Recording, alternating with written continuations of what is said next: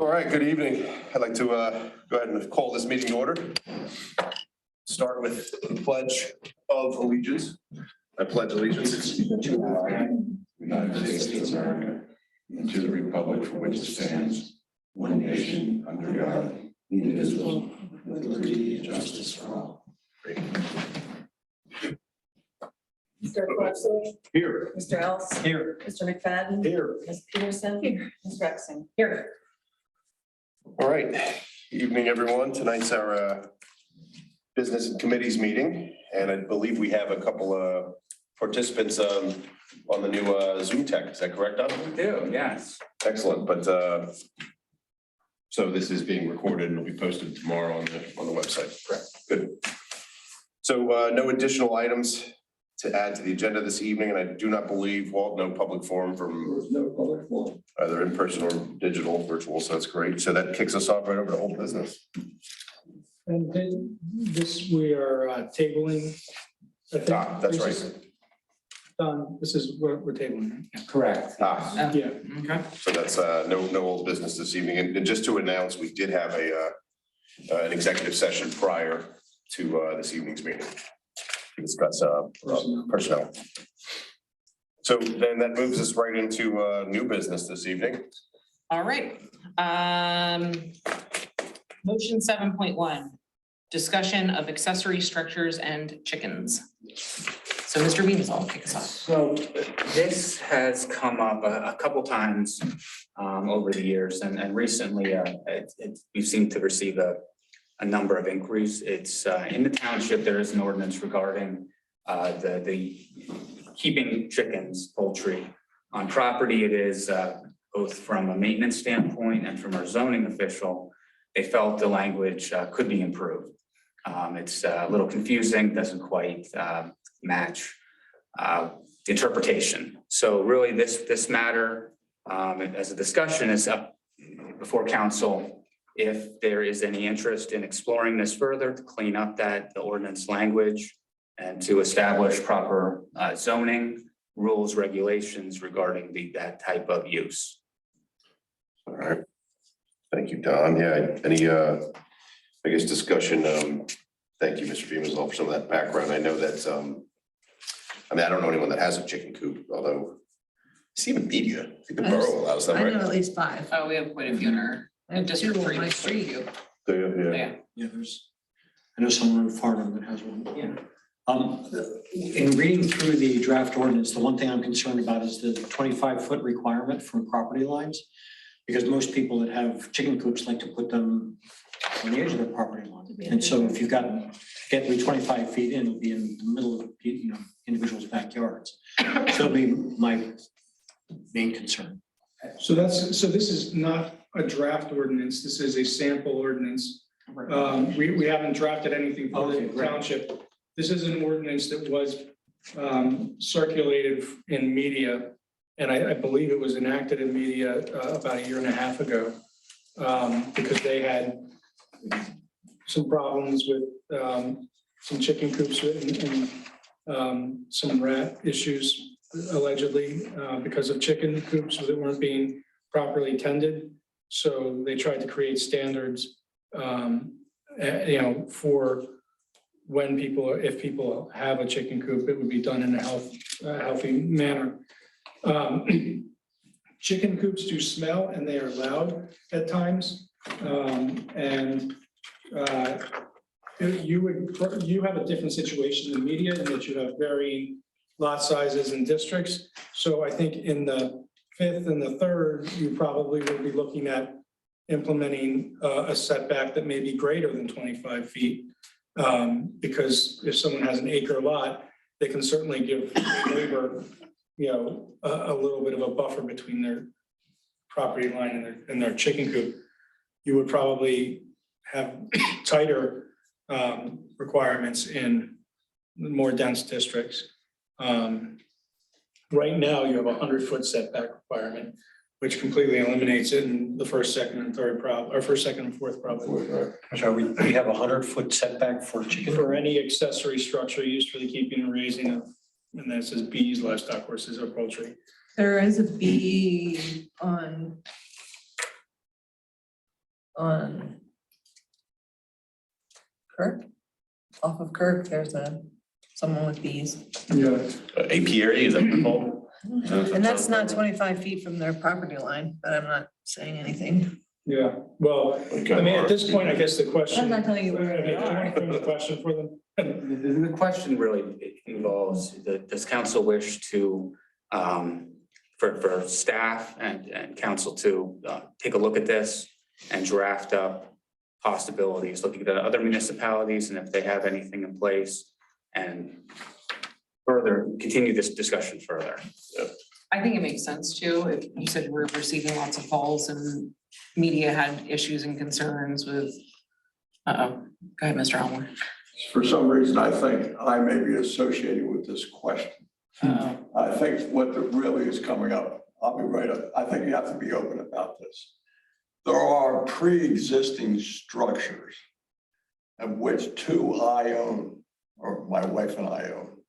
One is a building probably 1.5 times the size of this room. What it was originally was a cat house. It's on our property. A woman by the name of Louise Fiedler had a business in which if your cat died in New York City and you had perpetual care, you would send that cat to her and she would maintain that cat. This is back in the 50s when we bought the property. She had 35 cats in the structure. You can still today see the outlines of the cages. Within 10 feet of my property line, there's a barn. And that barn belonged to a family by the name of Saha, who had 2 horses. I mean, the barn is well maintained, but it's vacant and it's about to be sold as part of a real estate transfer. So that question is going to come up, like, what can you do with a barn? Then, in addition to that, I also own on 5/8 of an acre, and I went to Bob Lynn about 3 weeks ago. When you come up my driveway, you have you have 3 houses, which we own the driveway, which the township granted a right of way back in the early 60s or late 50s. One of the structures up there is a barn and a greenhouse. The greenhouse is roughly 12 feet off the property line. It's in deplorable condition. I wanted to remove, and I said to Mr. Lynn, what I think in the best interest of the township is to remove this greenhouse, use the existing 1.5-story barn as a garage, and I will put a senior living quarters on a separate, it's deeded separate, they're all separate and they all have right of ways, but that's going to probably be coming up before you sometime if it goes through it. But you have these structures which were pre-existing. Now, I believe, didn't Tom, he didn't tell me he did this. Is this what brought this up?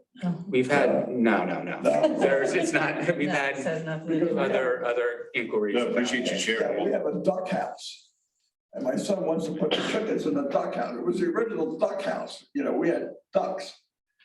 And where I live today was we tore down the barn. I had 1,000 chickens on the property. So it's, you know, the question is then going to become, what can you do with these structures that are there and have been there for years and years and years? I know there was an inquiry on the one next to me about the possible housing dogs when people go on vacation. And that may sound crazy, but there's a huge demand for people to house dogs. If you put 25 cages in this barn, it's not mine, but my neighbor's. I'm not saying they're going to do it, but the question came up. You can put 25 dogs in there, you can make a lot of money. You know, vacation dogs. Yeah. And then the other thing that just came up, which I never even knew, when you come up my driveway to the left, we had all these people come visit us. And the next thing we know is that this family has decided to rent out their house, 14 bedrooms. What? So, you know, all these cars are coming up from, you know, What do you mean Florida. Airbnb. Yeah, Oh. I sent an email. and I guess it's okay. It doesn't bother me any. keep in mind, well, I should read. What happened was, before they developed on Kirk Lane, when they put the sewer lines through, they put it down through on the perimeter of the two properties that we own, or the three properties that we own. So a right of way was given. So the township, in its wisdom, allowed Tom to move his house 20 feet forward because the sewer line was 5 foot off the existing structure. So if you had to dig up the sewer line, you'd have to affect the bases of this house. So the township said, oh, great, thanks to Mr. Kelly. I said, look, just move this house up 20 feet. You have almost 3/4 of an acre. You got plenty of room in the front and you got plenty of room on the side backs, which will allow the township, if it has to maintain that sewer from Kirk Lane, to come down when it comes down the driveway.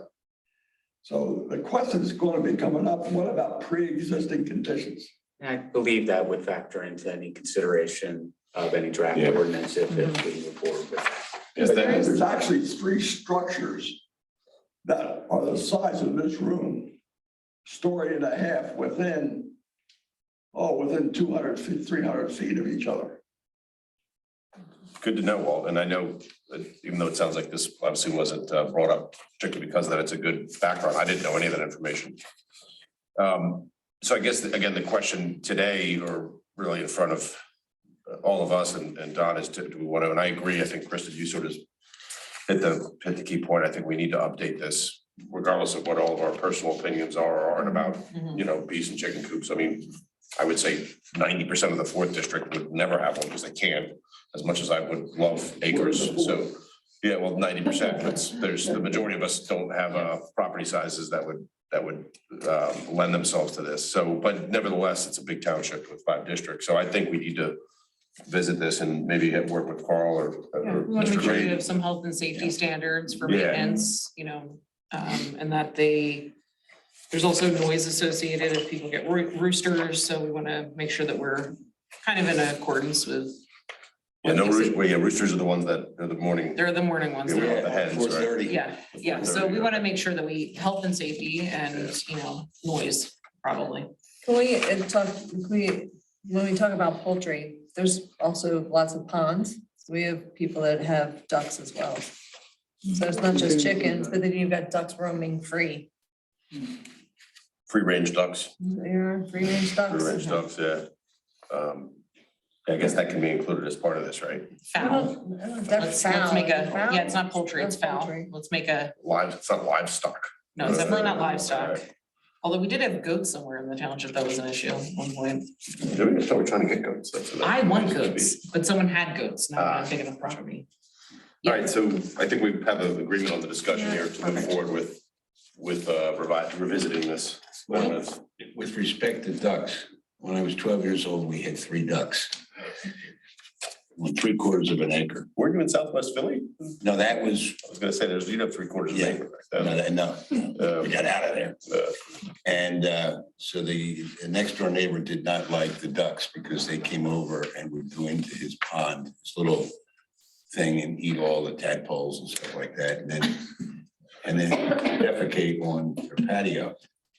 So he took it upon himself in August of 1966 to get rat poison and feed it to our 3 ducks. He killed 2 of them. That's horrible. Awful. And the other one survived barely. That's That a was tremendous the experience. most protected duck in the McFadden I household. bet. My mother was absolutely insistent she hated the neighbors. Family dog. Good, we learned a new story too. And I will mention the name, Bill and Ruth Hempel. There you go. We can talk about. All right, so good discussion on accessory structures, et cetera. So that moves us on to 7. All right, motion 7.2. To approve resolution 2023-19, to approve the township engineer to apply for the watershed restoration and protection program, WRPP grant, in the amount of $474,958.75 to be used for the WRPP erosion reduction and runoff control project along Ridley Creek Road. Is there a second? How much do we have? Second. What's our match? on that. Mr. Beamazal, is there a match? There may be, under this program, the multimodal fund, municipalities are eligible to apply for a waiver for the fund until the end of this year currently. If approved, there would not be a match. If we are not approved, it would be a 30% match. And where is this stabilization effort? It mentions Ridley Creek Road. I don't remember, Mr. Kelly, I know we brought this up before. I think it's isn't it between the, Vet and Orange? Correct. This would be a major project. Ridley Creek, and as our engineer, Mr. Kelly puts it, any road that has the creek in the name is at risk of failure at some point. This project would involve installing gabion walls to stabilize the stream bank, and in high, weather events where the creek would rise, it would limit erosion that would undermine the roadway. In addition to that, it would involve, there's a culvert, an open culvert that runs from Painter Street down, runs under Ridley Creek Road and discharges. It's a little antiquated and in need of repair. It may, in the professional opinion of our engineer, that may be a contributing element associated with the potential failure of that roadway. So this grant would also involve ensuring that the stormwater management from Painter Street would flow properly. It's an expensive project, clearly. It'd be more expensive if we wait though, right? I've been involved in a couple of these types of projects where creek roads have collapsed, and it quickly goes between 1 to 2 million very easily. And the road shut down for years in some cases. So if we are eligible to get the grant, eligible to waive the match, it would be a huge benefit for the township and would be stable for hopefully many years. If we let it go, it's not gonna, hopefully knock on wood, collapse tomorrow, but at some point during a storm, there is a risk. This is Just like also, what happened to Farm. yeah, also why we're building up our capital reserves, though, so we can make sure we have money for this type of stuff. Yeah, and that's a good point, Kevin. Farnham Road was I don't know, we still have, whatever our loan was, we took out was well over $1 million, wasn't it, for that? Because we didn't preempt. That was just a retaining. Just a retaining wall. All right, well, we had a second. Kim, do we have a vote, please? Who second? Me. Motion. Mr. Ellis? Yes. Mr. McFadden? Yes. Ms. Peterson? Yes. Ms. Rexing? Yes. Mr. Carsway? Yes. All right, I'm gonna go ahead and adjourn our business meeting for the evening, and we'll jump into our committees meeting.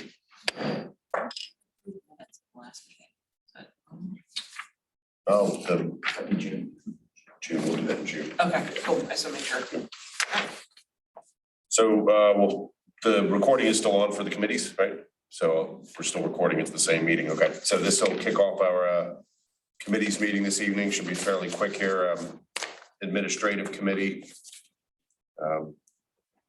No real additions from my end. I know a couple of us have reviewed and really thank you. I think Kim and Don have run point on it, the website revisions. I guess that would fall under administrative. I have not looked at the, I know the project manager for the company sent over some info. I have not honestly looked at it yet. I saw it on my phone, but I want to sit down on my laptop and review it.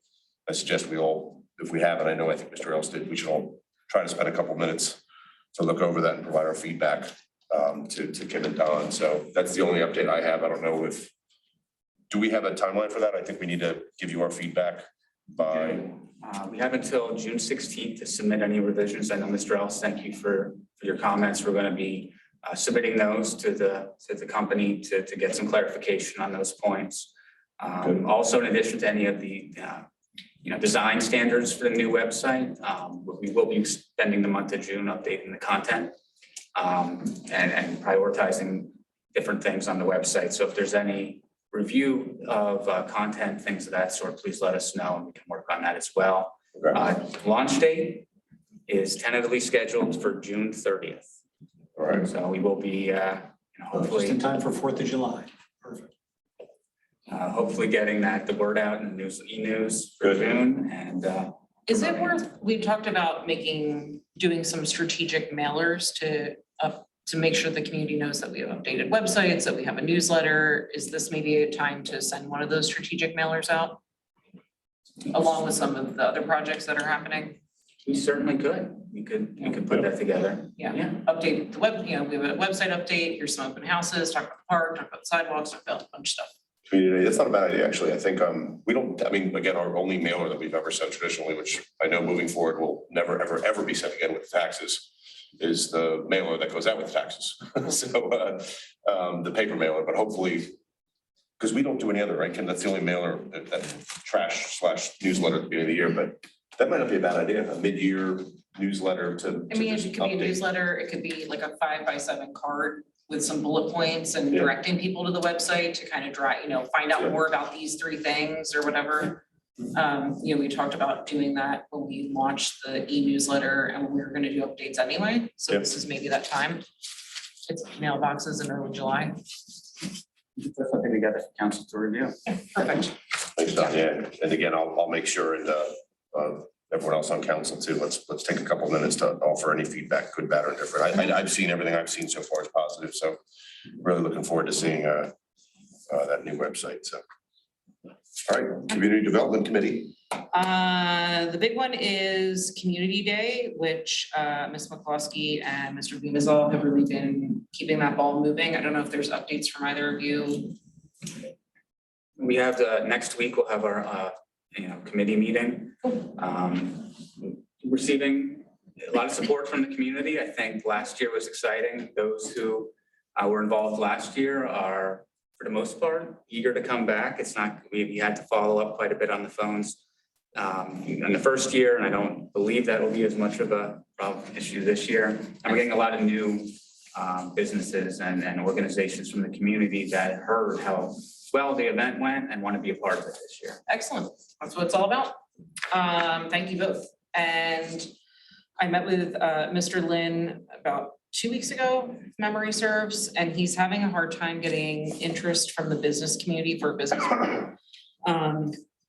So he's gonna keep plugging away and chatting with them. And, you know, I think that will be important for us to kind of support those efforts as we work on some changes along Providence Road. And I've also been talking with, or continued talks with PennDOT around road safety and sidewalks and getting people parks. So, and we have our big grant that came in for a Rouge. So those are mine. thank you, Kristen, and I'll add, I've seen multiple UP Community Day 5K shirts around town now at the Wawa, at the Little League, people are wearing their shirts. Pat wore his to the Media Little League, you know, where he upsold your kid on a hot dog. Good, he's a salesman. He is a salesman. He's a salesman, right? All right, so fiscal committee, Mr. Ellis, anything exciting from fiscal friends? There's absolutely nothing exciting. No news is good news? Good, no news is good. All right. Marcia, welcome back. Public Safety Committee, anything fun from your end? Rummel had a forum with Township Council representative as well as our representative and our Senator. Senator Kane was there. Senator Kane. So there was representation from, I want to say 6 regional EMSs, ambulance services, to try to sort out what is a state issue, trying to get in front of their legislators to do something about it. So there's a lot of talk, but there wasn't a whole lot of actionable things that came out of the meeting. Otherwise, we are getting statistics from Mr. Price from Media Fire Company, and over half of our runs handled by Media EMS would require someone to potentially run a line, administer medication, address, an injury, which is what we're paying the additional monies that we put into the budget.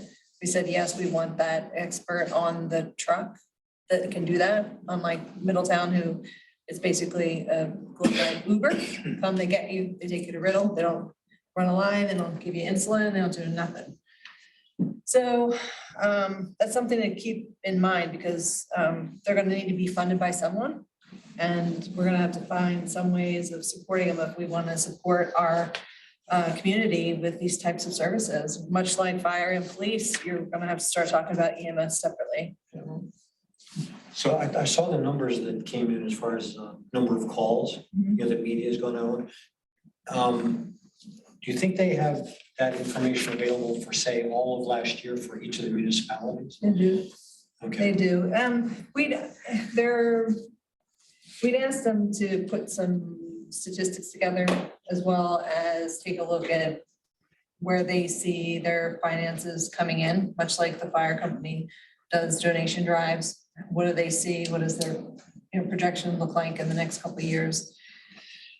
So we can get them to give us the details, but I think we even They gave us, I know last Gave year, us hard Mr. Price copies, gave some, yeah. I don't know that we had all. yeah, but Yeah. we can, Maybe you we've can come in asked, and present at a meeting. we did ask him to come in and present. In July.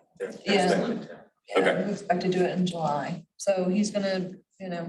put some things together, but we're gonna need to start getting our community engaged with our EMS services, helping them fundraise, much Can we like we do do. an open, I mean, I have thoughts on fundraising.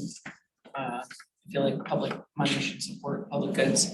And I think we need to really get, like you said, get out in front of this, and we need to maybe do our own open house Yeah. and show those numbers and get it out to the community, like this is a public good that we're all, Well, and the other thing Responsible too, for. that when you talk to them, that's what they do. That's their service oriented individuals.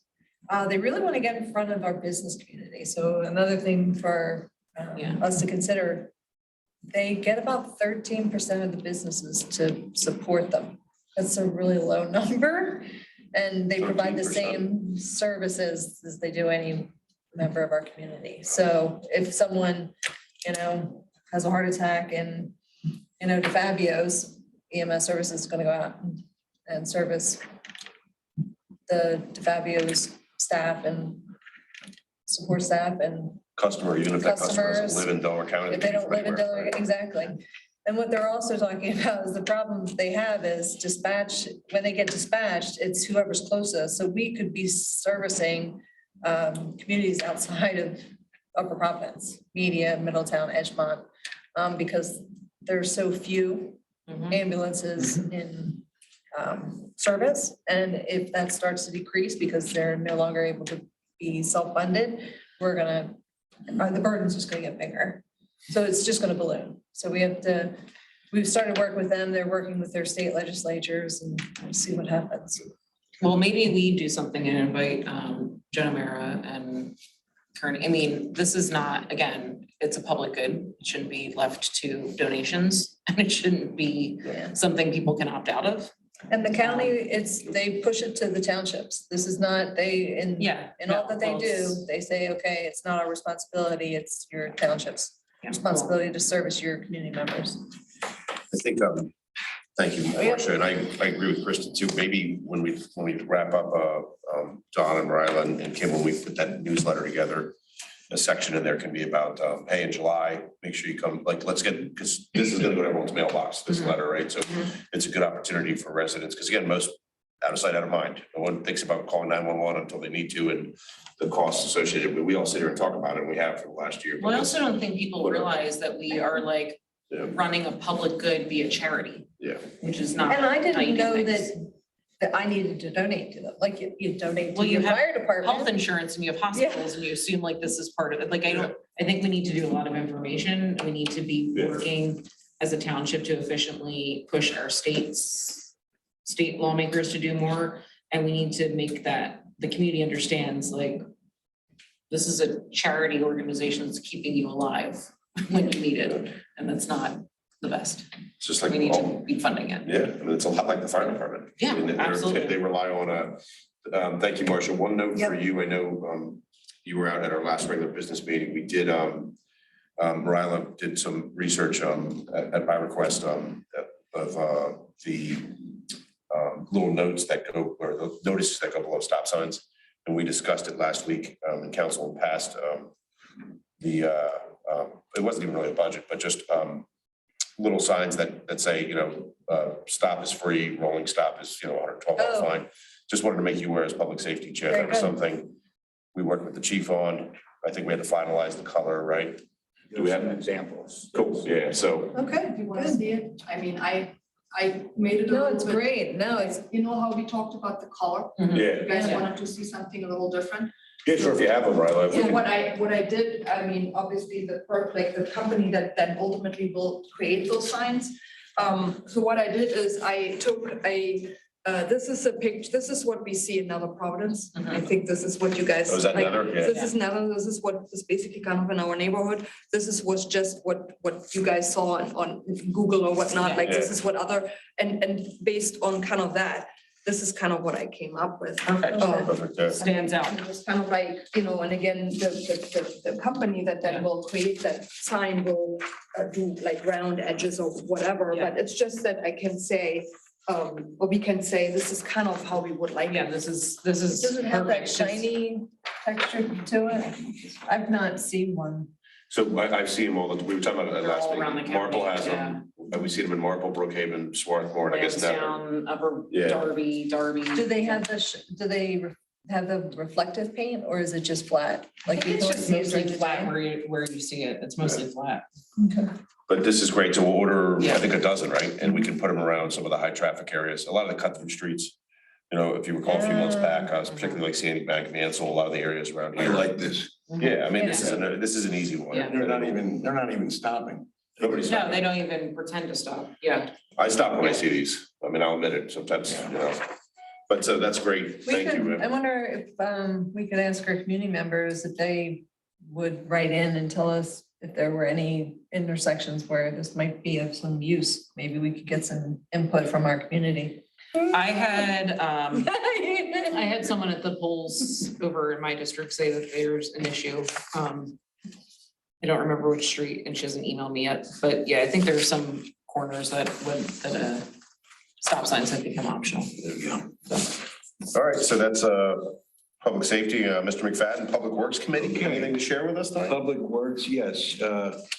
Elgin, Sycamore Mills Road separates your district from mine. It's the middle of the street. And two things have happened there in the last several months. The telephone poles from the electric company have been delivered. These are very large poles. When you go down the street, you'll see at least 10 to 12 of these Yeah. along the road. They will be installed and they're getting rid of the old poles that are probably 80 years old. It's quite an operation, and they've started it up near 101 West Rose Tree Road on your side of the street. And Sycamore and Solomon. Yeah, they're. So the other thing is, Asplund, who does the vegetation management for Pico, came along Sycamore Mills Road, February, March, April. And we're not down, they actually cut down a few trees, they thinned them out. Some of the wood is still there. They have a truck that comes down with a claw and picks it up and puts it into the back of the truck. They're doing a reasonably decent job. Good. So finally, something dear to my heart. The Timberwick Club opens up tomorrow at 4 o'clock. There you go, just in time for Memorial Day weekend. Yes, and I will be here, not down the shore because of traffic. But we're gonna have something up there, a picnic or something like that, not tomorrow, but before the end of June, and all of you will be invited up. We'd like you to see a little slice of heaven there. The old Timberwick, yeah, that would be great. Yeah. Invite your council colleagues. It's like that scene from Caddyshack, when all the caddies jump in the pool at the country club. That'd be us, the miscreants from council. Shooting cannonballs in your fancy pool over there. Thanks, Tom. All right, I think that with that wraps up our committee's meeting and we can adjourn this evening. And what was our time?